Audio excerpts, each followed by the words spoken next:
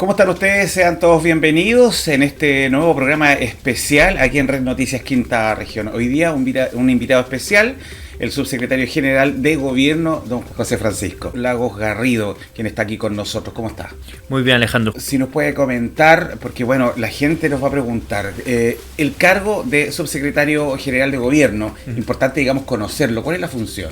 Bueno, primero es que nosotros estamos en el Ministerio de Secretaría General de Gobierno, que es el Ministerio de las Comunicaciones. Tenemos la misión de transmitirle a la ciudadanía lo que está haciendo el gobierno a través de los medios de comunicación, a través de la relación que tenemos con ellos, especialmente una relación muy activa con los medios regionales. Tenemos fondos disponibles para ellos, de hecho, y también la relación que tenemos a través de la sociedad civil, a través de una división que es la División de Organizaciones Sociales, que entablamos conversaciones directas con dirigentes sociales también para apoyarlos en su misión, que obviamente es gratuita, que es muy abnegada y que requiere muchas veces apoyo para dar un mejor servicio a sus vecinos y al trabajo que hacen día a día. Vamos a preguntar entonces cuáles son las principales prioridades de la Subsecretaría General justamente para este año. Claro, lo primero es que nosotros tenemos una misión activa no solamente de transmitir lo que está haciendo el gobierno, sino que también de escuchar lo que dice la ciudadanía. Y hoy día la ciudadanía se comunica a través de distintas fórmulas. Una cosa es a través de los medios de comunicación, por supuesto, ahí hay una opinión publicada, pero hoy día tenemos la particularidad de relacionarnos a través de las redes sociales, que esos son cientos o millones de interacciones todos los días, y tenemos la misión de ver bien en qué está la ciudadanía. Lo segundo, eso nos permite ver cuáles son sus preocupaciones, cuáles son sus urgencias, y un poco eso hemos intentado transmitir, especialmente en la cuenta pública del presidente de la República, respecto a que las urgencias sociales, las urgencias que tiene la ciudadanía, son las prioridades del gobierno. Y como son las prioridades del gobierno, nosotros usamos toda la capacidad instalada que tiene este ministerio y a través también, por supuesto, de todo el gobierno para dar la vuelta completa y así transmitir que nuestras prioridades son las urgencias sociales. ¿Cómo evalúa la relación de los medios de comunicación regionales con el gobierno? En general es muy buena porque están muy bien organizados. Eso en general no solamente para ámbitos relacionados con esto, pero si es que hay algún gremio que tiene una buena organización, hace mucho más fluida la relación desde el gobierno con en este caso, los medios. Pero nosotros tenemos relación con las radios comunitarias, con las radios regionales, con los canales de televisión regionales, a través de todas sus organizaciones. Y eso evidentemente requiere un esfuerzo constante porque tenemos desafíos importantes en esta materia. Muchas veces desde Santiago se desconoce cuál es el rol crucial de los medios regionales, de los medios locales, que en algunos lugares tienen más sintonía incluso que los medios nacionales. Y eso hace que sea una gran oportunidad para conocer lo que están pensando las personas de esas localidades, pero también poder transmitir cierto contenido que de otras maneras no llegaría. Por lo tanto, eso es lo primero y en ese sentido hemos tenido una relación fluida.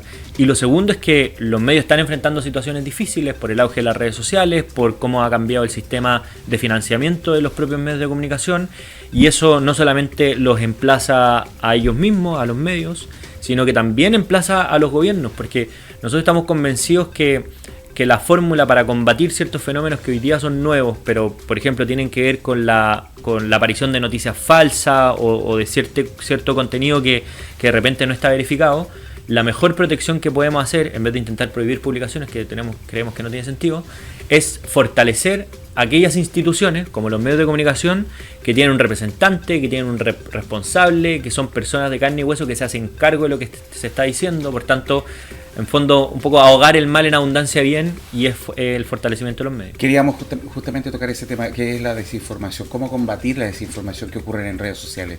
Porque hay una responsabilidad y mental también. Sí, es muy difícil. Nosotros somos víctimas de noticias falsas constantemente, pero nuestra apuesta es que ante el fenómeno de la desinformación, nuestra posición es que tiene que haber más información e información de calidad. Creemos que este es un fenómeno mundial. Los esfuerzos que se han hecho para intentar prohibir o castigar estos fenómenos en general han resultado pobres o no han tenido los resultados que han querido, porque a nuestro juicio han equivocado el rumbo, que es que han intentado perseguir a aquellas personas que publican información falsa, y lo que nosotros creemos que hay que hacer es que las personas que sean susceptibles de información tengan mejores herramientas para ver qué cosa es verdadera y qué cosa es falso, y para eso es crucial el rol que tienen los medios de comunicación y fuentes confiables de información. Y en ese sentido, fortalecer a los medios, que sigan existiendo personas que sean responsables de lo que se dice, protege no solamente a la sociedad civil, sino que también creemos que protege la democracia. ¿Cómo piensa el gobierno de alguna manera acercar la información pública a los sectores más alejados? Ahí nosotros tenemos un gran desafío porque muchas veces, sobre todo las métricas que se utilizan habitualmente para este tipo de cosas, consideran los grandes números, ¿verdad? Y nosotros no podemos caer en ese error. Nosotros nos interesa llegar de Arica a Punta Arenas o de Bisbiri a la Antártica, va a ser más preciso, y eso requiere esfuerzo de líneas distintas. Por ejemplo, un desafío importante que hay en las radios regionales o en las radios comunitarias o incluso en algunos canales de televisión regionales es el desafío de medir la audiencia. Entonces, claro, si nosotros consideramos solo criterios no existe la audiencia a nivel regional. No existe. Entonces, o los medios son imperfectos o carísimos. Entonces, si nosotros tenemos eso sobre la mesa, uno diría, ya mira, vamos a priorizar la difusión de contenido del gobierno en aquellos medios que tienen la audiencia media. Pero con eso no te alcanza por ningún lado. Y por tanto, utilizar, por ejemplo, la tecnología para eso nos permitiría también llegar de forma más concreta a todo el tipo de la población. Estamos hablando de que los medios regionales, ¿hay alguna cabida, digamos, en la estrategia comunicacional del gobierno? Sí, claro, la tienen. De hecho, nosotros tenemos la misión de el contenido que se publicita del gobierno en general tiene que tener una prioridad, al menos un 40% de los recursos, en los medios regionales. Eso lamentablemente se había incumplido durante los últimos años y nosotros queremos retomar, porque además es lo que nos obliga la ley. Y eso nos permitiría alianza con distintos actores que han sido rezagados y que en fondo en esta crisis de los medios de comunicación se ha visto más afectados porque el gobierno anterior en particular no cumplía con esta norma. Subsecretario, vamos a tocar el punto, digamos, la relación que hace justamente el cargo con respecto al gobierno y las organizaciones sociales. Porque de alguna manera hay iniciativas respecto, digamos, a cómo las organizaciones pueden participar justamente en las políticas públicas. Ahí es bien interesante. Nosotros tenemos distintos mecanismos de participación. Por ejemplo, cada ministerio o cada institución pública, de hecho las municipalidades y otras instituciones tienen estos consejos de la sociedad civil, que son instancias consultivas donde la sociedad civil es parte de la información de lo que va a transmitir el gobierno o esa institución en particular, de cómo se hace cargo. A mí ya me ha tocado participar en tres sesiones del Consejo de la Sociedad Civil del Ministerio, y en fondo es hacer a la ciudadanía organizada parte de lo que va a hacer el Ministerio. Obviamente son consultivas por los roles distintos que tenemos cada uno, pero son instancias bien valiosas respecto a acercar lo que está haciendo o pensando esta sociedad civil organizada con la labor del día a día en el Estado. Por ejemplo, ahora, después de la cuenta pública del presidente, vienen las cuentas públicas participativas, donde se le da la información previamente a las organizaciones sociales antes de dársela a conocer a la comunidad, y en ese sentido hay una relación bidireccional bien atractiva. Y a la vez también tenemos varias instancias donde no solamente en cuanto los dirigentes sociales pueden participar, adquirir herramientas, recursos para llevar a cabo su misión, sino que también ciertas organizaciones como los medios de comunicación o instituciones de interés público pueden acceder a ciertos fondos para cumplir su misión específica, y en eso hemos colaborado muy activamente.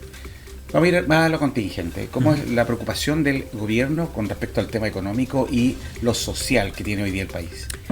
Bueno, es una gran preocupación no solamente del gobierno, sino que de Chile. Una cosa que ha pasado en los últimos años, si uno miraba los estudios de opinión pública, pocos temas habían sido tan hegemónicos como la seguridad. Y eso ha matizado, o ha sido matizado más bien en el último tiempo, por el problema económico. Nosotros estamos viviendo un estancamiento donde nuestro país ya no crece a cifras que estábamos acostumbrados, y que la verdad eso genera un montón de frustraciones porque termina redundando en desempleo, en oportunidades que no se generan y en una situación que es insostenible para muchas personas. Hoy día son 944.000 personas a lo largo de todo Chile que buscando una oportunidad laboral no lo encuentran. Y no estamos hablando de una oportunidad laboral de sus sueños, no, cualquier oportunidad laboral.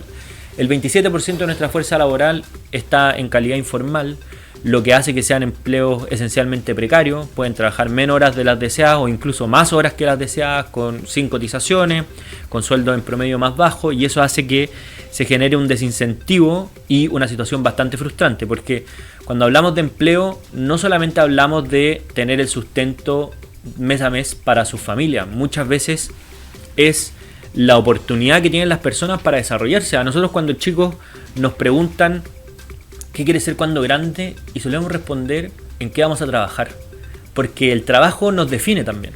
Y eso es crucial, porque una oportunidad perdida o desperdiciada de desempleo no solamente genera este problema económico, sino que también un problema social bien grave. Estas 944.000 personas no son individuos que están volando por ahí, son familias que ven además en uno de sus miembros una oportunidad bastante frustrada. Sí, tiene que ver, digamos, con la proyección y también Por todo supuesto. lo que tiene que ver con la educación. Ya vamos a conversar sobre el CAE y otras cosas más, pero ¿cómo enfrenta el gobierno esta crítica comunicacional respecto, digamos, a las políticas públicas?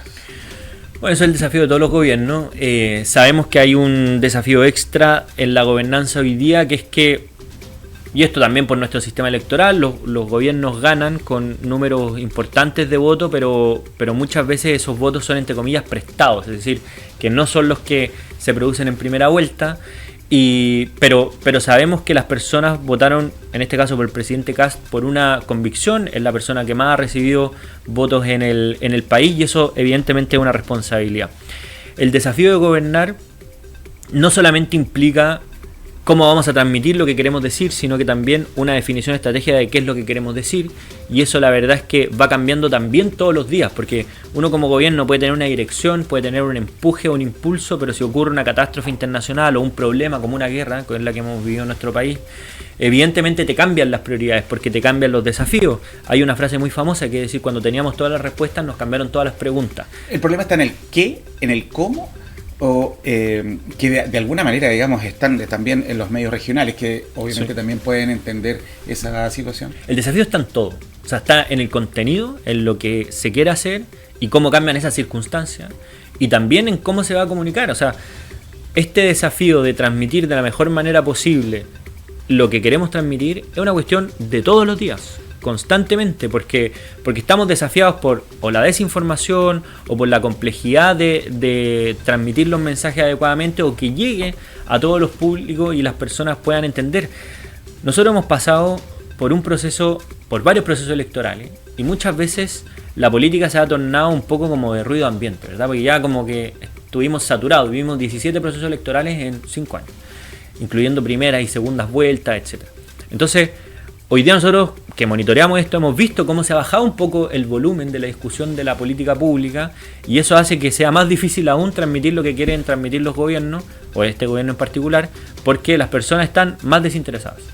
Pero a la vez vemos otros incentivos, que con el voto obligatorio la legitimidad que tienen los gobiernos, las fuerzas políticas es completamente distinta. Antes, con suerte, participaba un 50% del padrón electoral.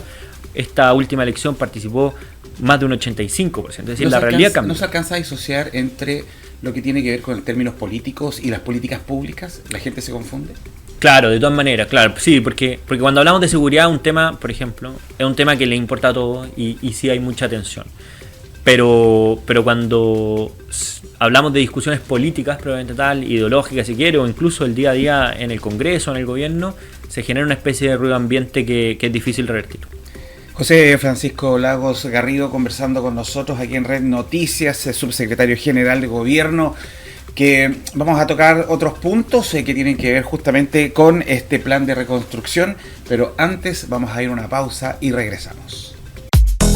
En el corazón del litoral central, donde la historia, la cultura, el mar y distintas comunidades se entrelazan, nace Red Noticias Quinta Región. Más que un medio, somos una voz del territorio que conecta nuestras comunidades con el mundo. A través de la transmisión en nuestros cableoperadores y con más de 450.000 seguidores en nuestras plataformas digitales, actualizamos la información las 24 horas del día, cubriendo los hechos de distintas localidades, como también los acontecimientos más relevantes del ámbito nacional e internacional. Nuestro equipo humano y técnico cubre cada rincón de la región con entrega y compromiso. Desde cada lugar estamos en terreno, contando las historias que importan e informando en tiempo real el acontecer diario. Red Noticias Quinta Región es el espacio de encuentro para las voces de actualidad. Representantes y servicios públicos encuentran en nuestro medio regional un lugar para dialogar con la comunidad de los distintos territorios. Nuestra misión es llegar donde está la noticia y así mantener informados a nuestros seguidores. Con espíritu de servicio y mirada global, en Red Noticias Quinta Región estamos comprometidos a ser el medio que te informa, te conecta y te representa. Red Noticias, el pulso de lo que acontece en la región de Valparaíso y la conexión con el mundo.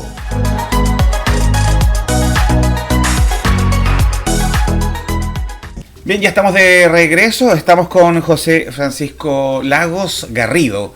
Lo hacemos justamente por honor a las mamás, muy que a veces, muchas veces se le olvida. Estamos con el subsecretario general de gobierno, con quien estamos conversando. Antes de irnos a la pausa, este plan de reconstrucción, algo que de alguna manera la gente está tratando de disociar, está tratando de entender. Ya lo hablábamos acerca de las políticas públicas, cómo la gente lo entiende, de qué manera, por qué recortar tanto, por qué la gente no lo entiende. Está el TP Seguridad, está el Fondo Común Municipal, y bueno, todos alegan de que no nos saquen dinero porque son cosas importantes, pero ¿cuál es la finalidad de este plan de reconstrucción? Claro, hay varias finalidades, porque primero, nosotros somos conscientes de que hace falta una reconstrucción física en ciertas materias que hemos vivido en nuestro país y que lamentablemente estamos mal preparados para ese tipo de cosas. Nosotros sabemos que somos un país de catástrofe, sabemos que estas catástrofes tienen caras distintas cada vez. Antes lo típico era hablar de los terremotos, los temblores, los tsunamis, pero ya estamos en sequías, en inundaciones, no hay en incendios. un fondo justamente de emergencia como para poder sustentar todas esas dificultades. Hay un fondo, pero es insuficiente. Y se muestra insuficiente cuando no se administran bien los recursos públicos. Lo vimos particularmente con lo que nos pasó a propósito de las bencinas.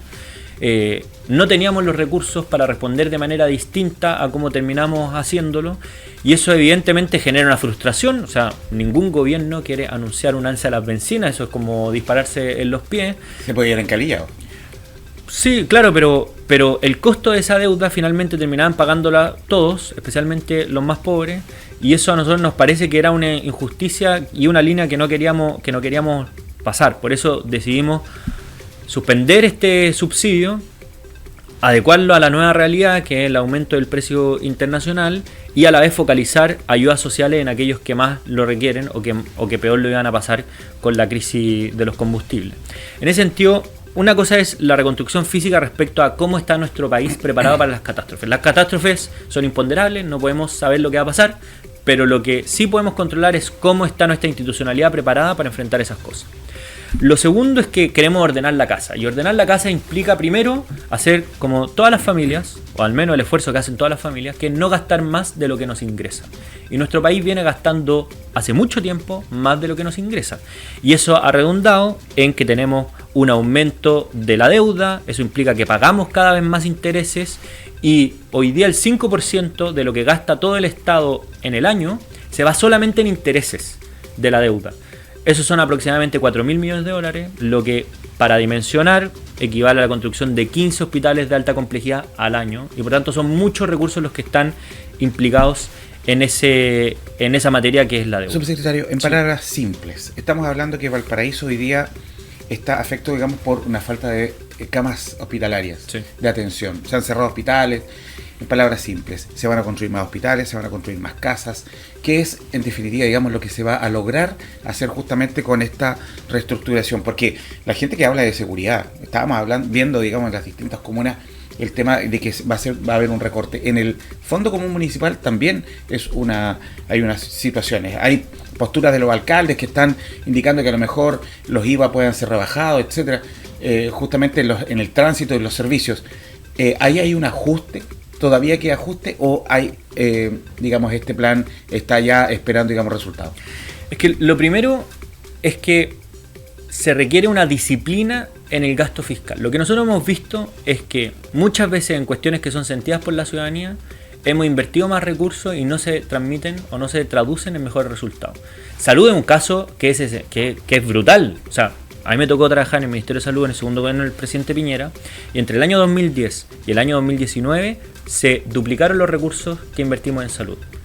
¿Sabe cuánto aumentaron las prestaciones en salud? Un 3%. Es decir, aquí no solamente hay una cuestión de recursos, sino que también hay una cuestión de eficiencia y uso hospitalario. En la misma región de Valparaíso, una cuestión es que ha pasado, que es que nunca antes se habían invertido tantos recursos en salud en la región, y a la vez es cuando tenemos menos camas disponibles. Y tenemos menos camas disponibles por un tema de administración. Uno de los hospitales que antes era de los más grandes de Chile, como el Hospital Van Buren, tenía cerca de 600 camas disponibles, hoy día tiene poco más de 300. Y tenemos más recursos, más médicos, más personal y menos camas. Entonces, hay un problema grave. Y de hecho, sabemos que la infraestructura actual del Hospital Van Buren es insuficiente. De hecho, uno de los compromisos que ha hecho la ministra de Salud es revisar la inversión en ese hospital. Hoy día hay cerca de 40.000 metros cuadrados construidos, se requieren 100.000 para las universidades de la región, y eso es un compromiso que va a presentar la ministra de Salud durante los próximos días. Hay múltiples cosas relacionadas con la ciudad de Valparaíso, de dónde se construye el hospital, de si se puede agrandar ahí mismo, si no, eso es otra complejidad. Pero lo relevante es que sabemos que hay un problema ahí. Y lo relevante también es que esta disciplina fiscal o este reajuste no implica recortes en temas que son esenciales. Nos han dicho, por ejemplo, en el Fondo Común Municipal, nuestro compromiso es que no va a haber ningún recorte. Va a reinvertirse peso por peso lo que deje de recibir las municipalidades por contribuciones en materia de Fondo Común Municipal. Por tanto, claro, obviamente todo esto asusta a las personas porque dicen, mira, teníamos una realidad y nos están cambiando la realidad. El punto es que si es que nosotros seguimos haciendo lo mismo, no vamos a poder tener resultados diferentes. Y sabemos que los resultados actuales son insuficientes porque tenemos al Estado endeudado, tenemos un bajo crecimiento económico y eso redunda, por ejemplo, en el desempleo, en falta de oportunidades, y por eso es un cúmulo de iniciativas. Solo el proyecto de reconstrucción implica 40 medidas. Además, tenemos el ajuste fiscal, además tenemos esta disciplina y además estamos impulsando medidas de gestión que no necesariamente implicando más recursos tienen resultados efectivos. Por ejemplo, la alerta oncológica sanitaria. Esta alerta oncológica, que además, estamos hablando de nuevo del tema salud, nunca antes la lista de espera había sido tan larga como ahora, nunca antes habiendo tantos recursos. Pero en el cáncer es especialmente grave porque el tiempo es una cuestión literalmente de vida o muerte. Por tanto, nosotros priorizamos esta lista de espera, hicimos la alerta sanitaria y le dijimos a los hospitales: contacta a todas las personas que estén en la lista de espera y comprométete a resolver su problema en un mes. Si no lo resolvían en un mes, íbamos a tomar ese paciente y llevarlo a una clínica privada. ¿Cuáles han sido los resultados? Los resultados es que se ha atendido más del 80% de esa lista de espera, hemos contactado al 99% de las personas que están en esa lista de espera, y eso ha hecho que el Ministerio de Salud haya anunciado una mesa técnica para aplicar esta idea a otras patologías que también son urgentes y que con garantía incluso que son explícitas en la salud no se estaban cumpliendo. Y nosotros creemos que ese no es un problema de recursos, es un problema de gestión. Si nos estamos sincerando, porque en el fondo, digamos, eso es un poco sincerar de la mirada económica y la proyección. Estamos hablando de que hay aproximadamente 2 años en que podíamos ver algún resultado, ¿no? Depende, hay resultados que se van a ver de forma inmediata, que en términos de empleo, la ley de reconstrucción implica en régimen una inversión de $1.400 millones, no solamente para la contratación, para evitar el despido. Hoy día las empresas no están con ansias de contratar muchísima gente. Hoy día las empresas en general están pensando más en despedir que en contratar. Nosotros tenemos que primero evitar que se produzcan esos despidos y segundo fortalecer la contratación, y eso una vez que empiece el proyecto de reconstrucción se van a empezar a invertir esos recursos. Por todo lo que implica el empleo, la economía se mueve entre otras cosas por las transacciones o por los volúmenes de decisiones que toman las personas, y para eso personas que tienen empleo, que tienen recursos, pueden tomar más decisiones económicas. ¿Cómo se hace eso si en el fondo las pymes, las MIPYME son las que dan obviamente una gran cantidad de empleo? Sí. Y que obviamente hoy día están afectos a tasas, al aumento del IVA y sobre todo, digamos, con la disminución horaria de los trabajadores? Sí. ¿Cómo se puede incentivar? Porque en el fondo, digamos, ellos son los que dan empleos directos, sí, independientemente a las empresas grandes y las constructoras. Hoy día, ese es un muy buen punto, Alejandro, porque las pequeñas empresas y las medianas empresas son activas en fuerza de trabajo, es decir, el grueso de a lo que se dedican económicamente es la contratación. Por tanto, lo que nosotros hemos diseñado es un crédito tributario que un porcentaje del sueldo de las personas que contraten va a ser un crédito que van a poder descontar directamente de los impuestos que pagan. ¿Qué implica esto en la práctica? ¿Eso ya está funcionando? No, eso funcionaría con la ley de reconstrucción. Perfecto. ¿Qué implicaría esto en la práctica? Las empresas pueden tener un presupuesto, pero una cosa distinta, y suelen quebrar por falta de flujo. Porque dicen, mira, me va a ingresar esta cantidad de plata, pero lo clave es que eso te llegue mes a mes para poder resistir. Y el pago de impuestos es una cuestión que no distingue esto. Por tanto, como es mes a mes, lo que vamos a hacer es que desde el primer mes de la aprobación ya empieza a haber un descuento considerable en el impuesto que tengan que pagar, y por tanto es un crédito directo. Y no es solamente al impuesto que pagan por las personas que tienen contratadas, sino que también en el IVA en este caso, y va a ser un descuento directo en lo que tienen que pagar cada fin de mes. ¿Cómo se hace esto? Porque todo se cimenta, digamos, de alguna manera con el IVA, y va a haber de alguna manera una franquicia o una disminución o una prórroga, digamos, de acuerdo, digamos, al pago del IVA. Las empresas grandes también, que obviamente están viendo disminuir el tema justamente de impuestos. ¿Cómo se sustenta de alguna manera, digamos, todo lo que viene? Porque hay que pensar en el futuro, cómo la ciudad hoy día o nuestro país está envejeciendo. Hay una cantidad de recursos que hay que tener, sobre todo, digamos, para las pensiones, sí, para los hospitales, para las atenciones. ¿Cómo podemos mirar eso en el futuro? A ver, son dos cosas. Primero, todas las empresas, de aprobarse este proyecto, van a pagar menos impuestos, porque las pymes tienen un régimen especial, el gobierno se comprometió a que ese régimen especial va a continuar en el tiempo, y estamos, para el resto de la empresa, sugiriendo una disminución del impuesto corporativo del 27% al 23%. En esto, en general, hay consenso técnico. El gobierno anterior propuso una disminución al 24%, es decir, la diferencia política está en un solo punto porcentual, y creemos que es una línea correcta, porque al final la gran mayoría de las pequeñas y medianas empresas no le venden al público general, le venden a las empresas grandes. Y por tanto, si esas empresas grandes están generando más inversión, generando más empleo, las pymes también se van a ver beneficiadas, que son las que más activamente contratan personas. Entonces, aquí creemos que se puede dar un match que podría funcionar, que es que las grandes empresas, generando más inversión, más oportunidades, van a contratar a cada vez más pequeñas y medianas empresas, junto con el incentivo a la contratación a través de este crédito tributario, va a generar un efecto bastante potente en el empleo. Bueno, son varios temas los que tenemos en carpeta, pero bueno, obviamente el horario es el que nos amerita. Pero hacer un repaso justamente con las escuelas protegidas y el registro de vándalos, que es algo que de alguna manera empieza a cambiar y dar un poco más de seguridad justamente en los colegios. Ese es un muy buen tema, entre otras cosas porque nosotros hemos visto durante los últimos años que hay instituciones en nuestro país que se han ido degradando, y se han ido degradando por cosas que creemos que no deberían ocurrir, que es, por ejemplo, que los colegios están dejando de ser espacios seguros, son espacios a veces peligrosos, y lo que queremos dar es garantía no solamente a las comunidades escolares que están en el día a día, sino que también a los apoderados, que tengan la certeza de que enviar a sus hijos a un colegio no es un lugar peligroso, sino que al contrario, debería ser un lugar seguro. Todos vimos la situación que ocurrió en Calama, y eso nos despertó un anhelo, que es que los colegios fueran y vuelvan a ser lugares o espacios seguros. Y en ese sentido propusimos esta ley de escuelas protegidas, la aprobó el Congreso y ya se va a implementar durante los próximos días, que implica que las comunidades escolares tengan más herramientas para resolver estos problemas. Antes existían algunas de estas atribuciones, después en el camino nos cambiamos. A mí en particular, si me revisaban la mochila para entrar al colegio, nadie hacía ningún escándalo, ninguna cosa, y esto no fue hace tanto tiempo, pero hoy día pareciera que estamos vulnerando derechos humanos, cuando lo que queremos es proteger lo que a los niños que están en los colegios. Es decir, pensemos en las cosas prácticas. Nosotros nos revisan las mochilas si es que queremos ir a un concierto, si queremos volar en un avión, pero ir a un colegio donde tenemos que tener un entorno seguro, pareciera que es una vulneración que los profesores nos revisan las mochilas. ¿Falta traducir un poco las políticas públicas? Nuevamente volvemos a lo anterior. Sí, que la siempre, gente lo pueda entender. Siempre falta. Ese es nuestro desafío constante y a lo que nos dedicamos activamente, Alejandro. José Francisco Lagos Garrido, como pregunta ya más personal, el legado que piensa dejar en su gestión. Bueno, es muy difícil, pero a mí me encantaría primero un ministerio ordenado, eso a veces es difícil, moderno, a la altura de las comunicaciones del siglo XXI y no una ¿Lo cosa recibió más... muy desordenado?